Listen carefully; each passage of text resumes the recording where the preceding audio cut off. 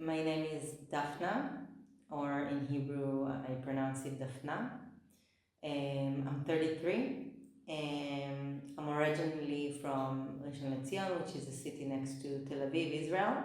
And in the past decade, I've been living in Tel Aviv. I don't have a lot of memories without it involving terror. The first terror attack that happened next to me was when I was between 4 to 5 years old. It was a suicide bombing in the Dizengoff Center Mall, and this is like one of the first childhood memories to have shaped who I am. On the morning of October 7, my husband and I were sleeping in our apartment in Tel Aviv. We actually did not hear the first red alert. In the second one, we woke up. We ran to the staircase of the building because we didn't have a safe room in our apartment, and we opened up the news, and pretty quickly we realized that something big is happening. It took a few hours until the news got clearer, not even clear, because at first they said that a few terrorists crossed the border, and then the numbers grew and grew, and at some point news reporters started crying on live television, saying the numbers are out of control, and there are also civilians from Gaza crossing the border to steal things, to burn houses, to kill people. So it was a complete chaos. And the first thing I said to my husband is we have to pack our stuff and go to a safer area of the country because they're getting to us and our building is not safe at all. Emotionally, it was chaos. And every minute that passed, the news got darker and darker, and we understood that hundreds of young people were murdered in a party in nature, a party that was meant to symbolize co-living and peace. And people were burnt inside their homes, and the news was unbearable to watch or listen to, but we couldn't get our eyes off of it, obviously. So it was pretty difficult driving north while crying the whole time, and even going back to it now in my memory, it's very difficult. The two things that were most difficult for me were, first of all, being pushed out of your home. We loved our lives.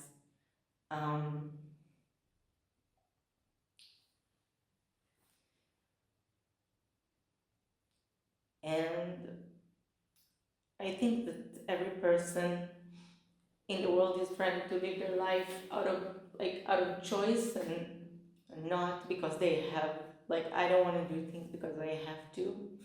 I rather do things because I want to. So feeling like I'm being pushed out of my comfort zone was difficult, and also kind of ditching everyone I love.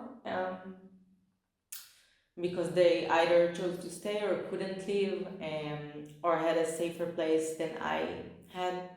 And I knew this war is going to last for a long time. So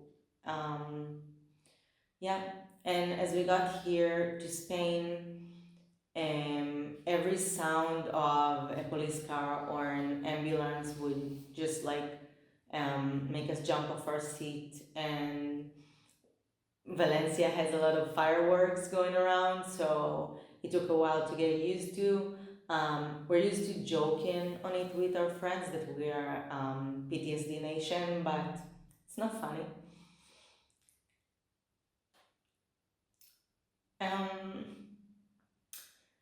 And then the posters, we started noticing them, and the graffitis, and I understand and I know that there are a lot of people in Gaza that are innocent civilians that are suffering, and no one wants them to suffer.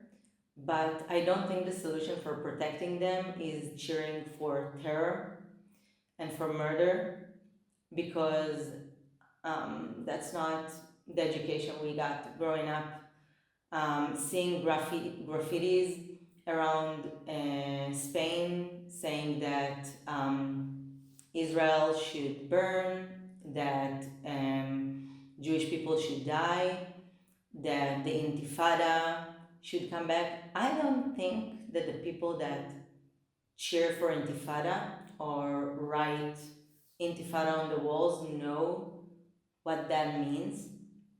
It means they're blaming us for murdering innocent civilians, but actually calling for the murder of innocent civilians, which is ridiculous.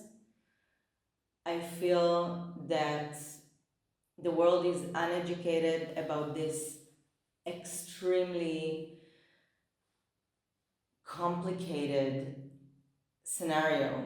The fact that this has not been resolved for dozens of years, I think, can explain how complex it is. And even though Israel has tried for many peace agreements and truth along the years and never started a war on its own initiation,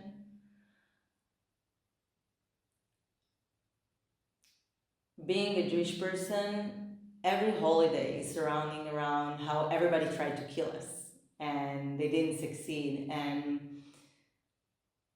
being hated for trying to survive, being hated from because you now have your own country after millions of your people were murdered just because they belong to a certain group or religion or ethnicity, because by the way Jewish people are an ethnicity.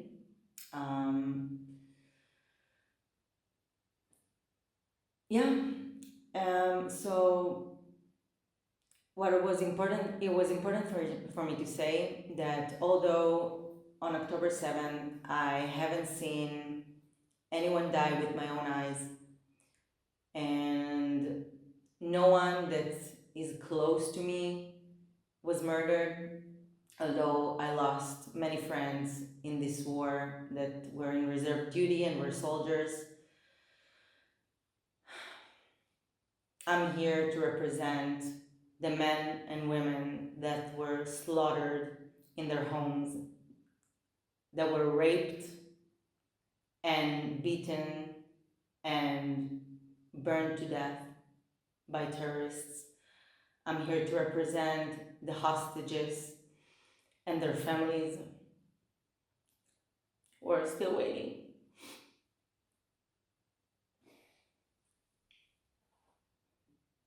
I wish myself and my family and my nation and the world that we'll all be very cautious with how we use information spread on the web, in social media, and I wish we will all aspire to be more educated about manners we speak out on, and I wish peace upon this world. After October 7th, answering where I'm from got dangerous.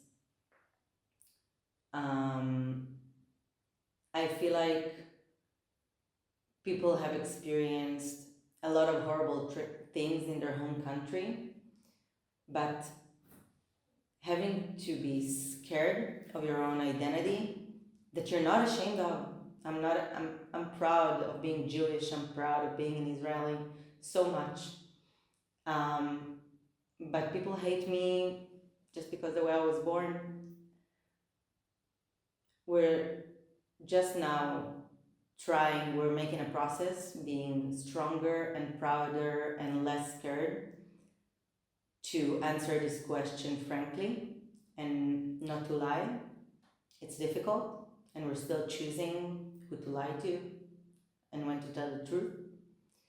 but I wish for a day that I wouldn't have to think twice to answer where I'm from when someone at the grocery store is asking me, where are you from?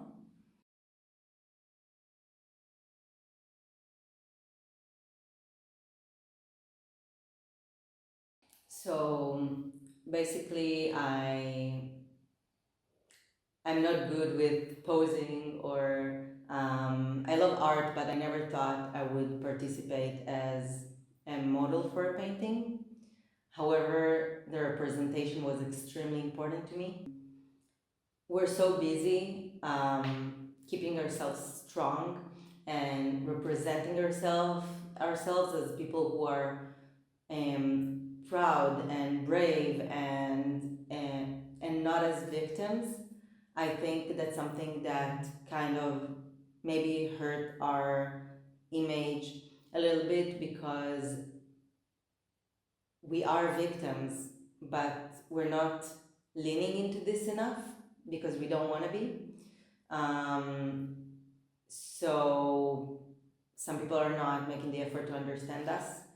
And I think that someone who's scared from a sound of an ambulance is a victim of life circumstances. And it was very important for me to represent, especially all the people that their life were destroyed due to this situation, due to this war, and the wars before them, and the terrorist attack before them, and the terror attack that just happened 2 days ago in Jaffa. And yeah, it's just important for me that our voice will be heard. Thank you.